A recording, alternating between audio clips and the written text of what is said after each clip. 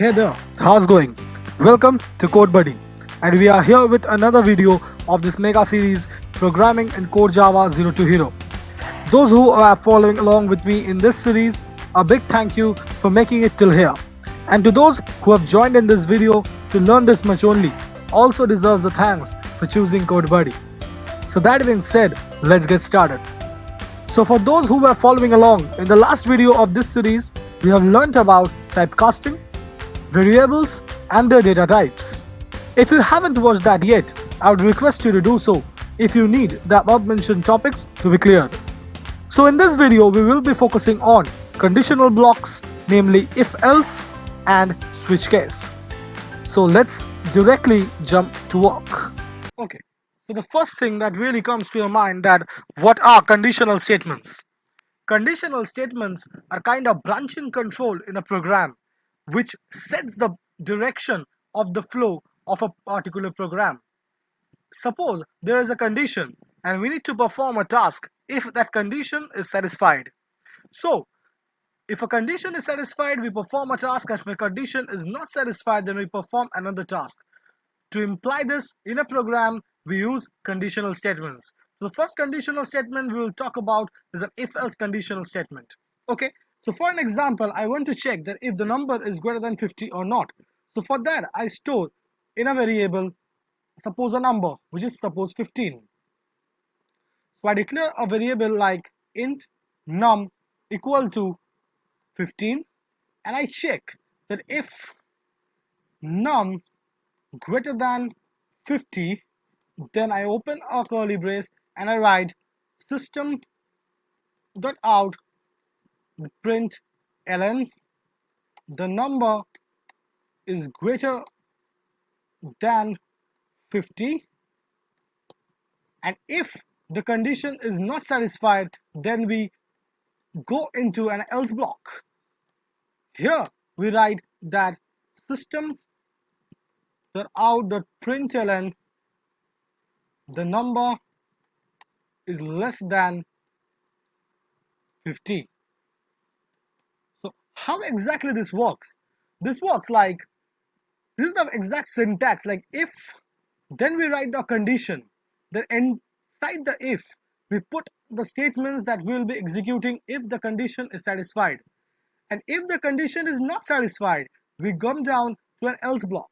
The else block only executes if the condition is not satisfied.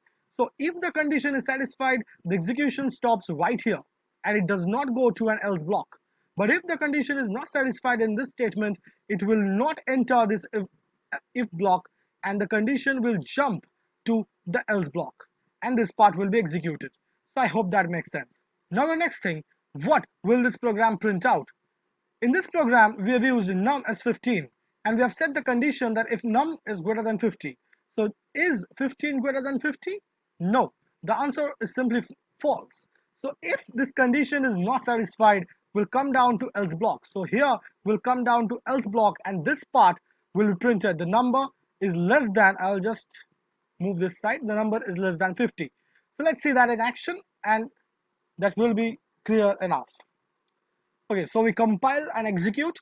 So to compile, we write java c test.java, and on successful compilation, we want to see the output java test. And yes, the number is less than 50. This is how exactly how if-else block works. Now, in some program, we will come in a scenario where we have multiple conditions. So for example, if this condition is satisfied, we will perform a task. If this condition is not satisfied, we'll set another condition and check if that is true or not. If that is also not true, then we finally jump to an else block. So let's see that in action. Suppose we want to calculate the grade of a student and we want to print that out on screen.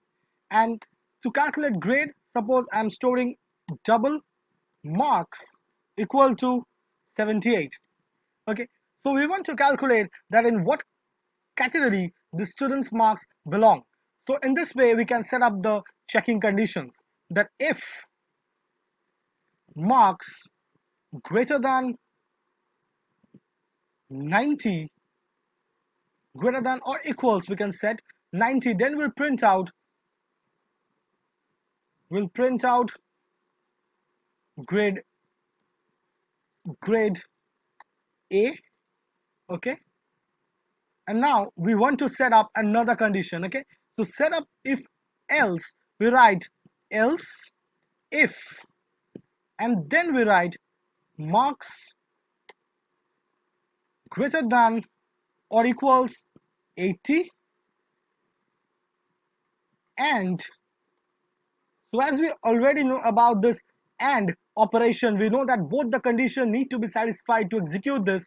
So we have already started this under logical operators, so I will not repeat that again. If you have not yet cleared that, I would request you to move over to that video. Just get this relational operators and logical operators symbols very much clear, and then come back here. So it will be very much helpful. So coming back to this topic, so else if we put marks greater than equal to 18 and marks less than 90, then we want to print out that the grade is B.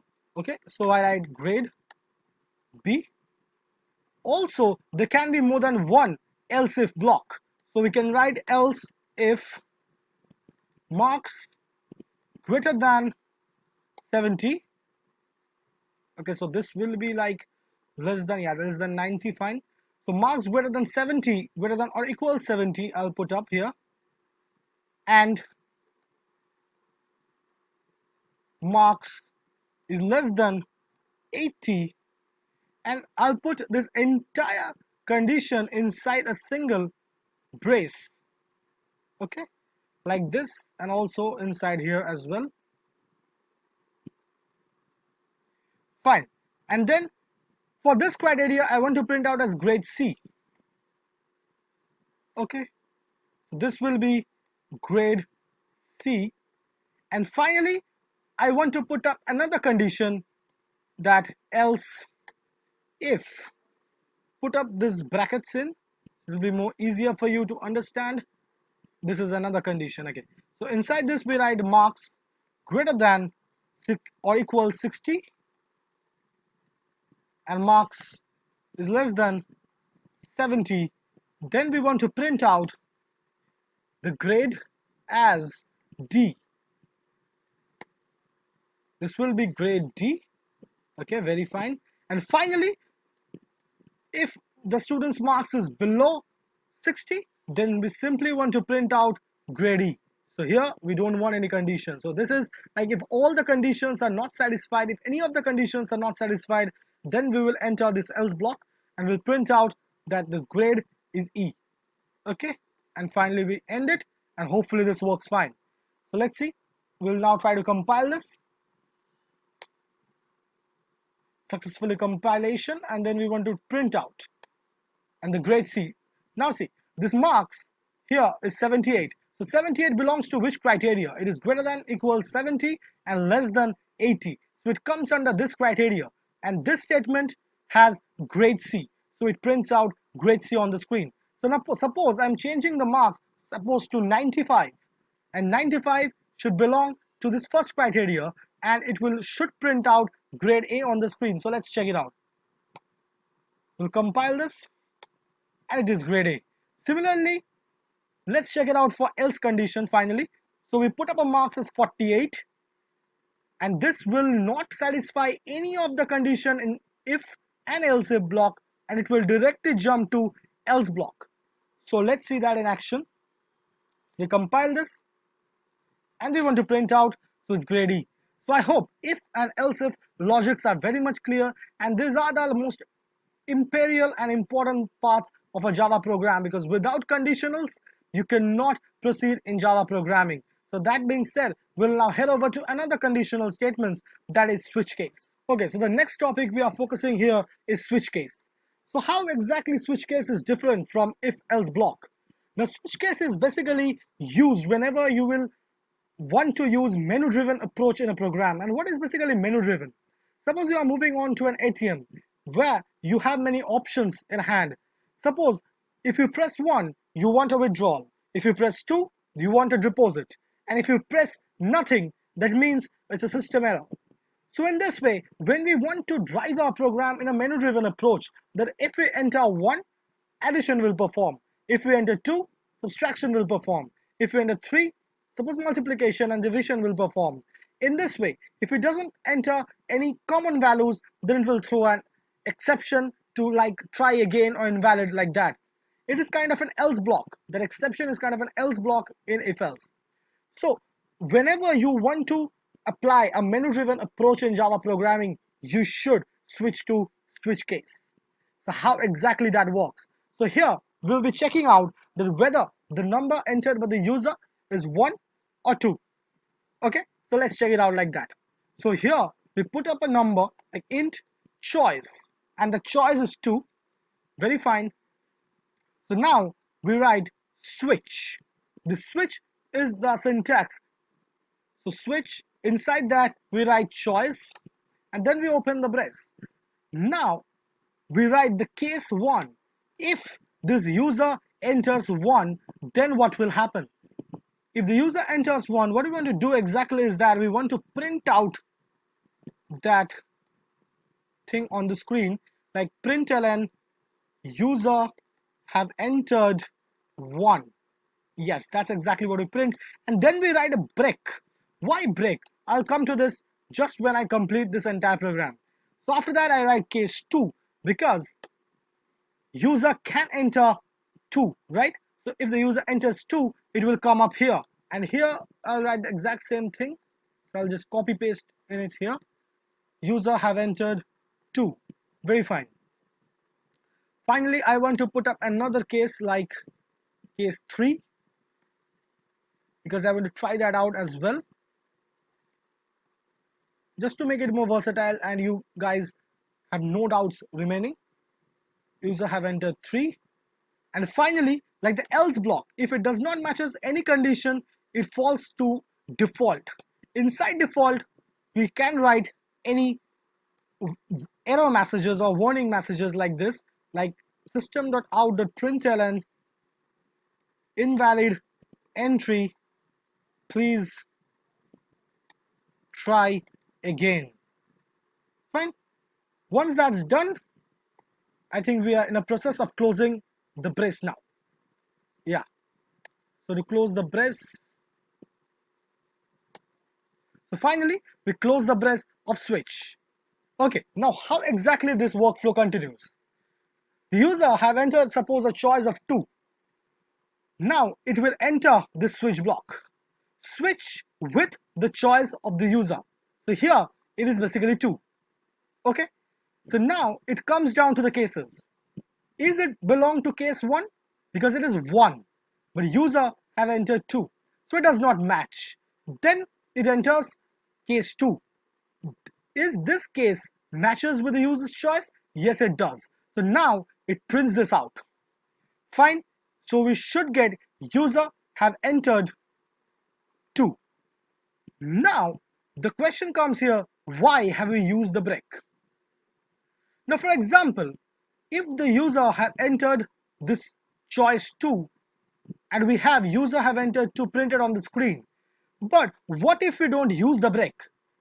If we don't use the break, the conditional statements will fall from this line to this line and this line, like everything will operate without any stop. This is known as a fall through. So what happens in a fall through? In a fall through, all the case blocks executes from the case that matches with your choice. In this case, this particular case matches with user's choice 2. It matches with this case 2. From this case, all the cases will be printed out, like all the statements that is inside these cases will be printed out. So we have user have entered 2, user have entered 3, and invalid entry, everything printed out on the screen. But does that we really want? No. We simply want the particular case that is matched to be printed out on the screen. So for that reason, we use break. What does this break does? Break exits that particular block.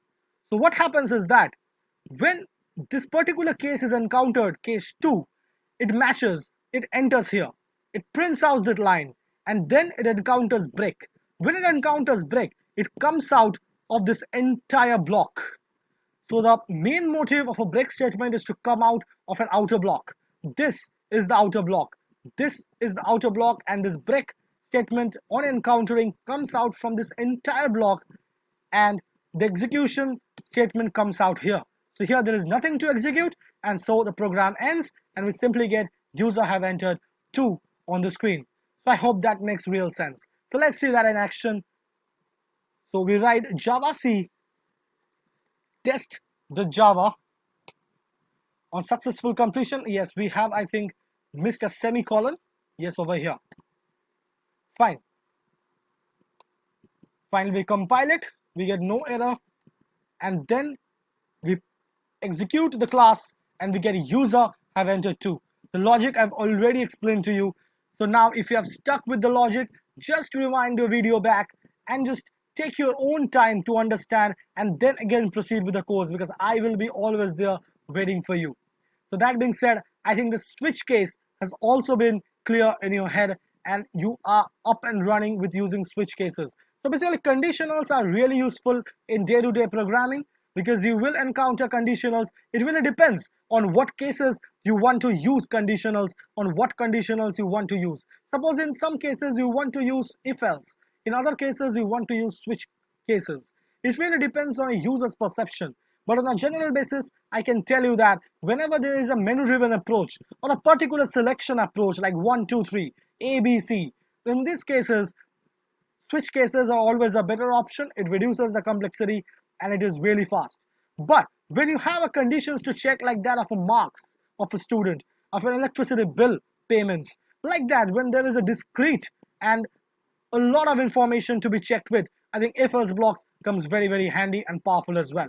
So that being said, I'll end this video here and I'll catch you up in the next video. It's time to sign off. Take care, spread love, and enjoy coding. And if you do find this video useful and learned what I shared, do like this video. And then if you find me interesting and this channel interesting and sort your needs, don't forget to subscribe CodeBuddy, as here I will be putting up courses and series on programming languages like Python, Java, and also trending technologies, and teach you many applications under web and software development. And if you want your friends also to learn this part and to be a part of this mega series, then do share as well. Express your emotions in the comment section, because your support means a lot. Thanks, and stay connected to CodeBuddy.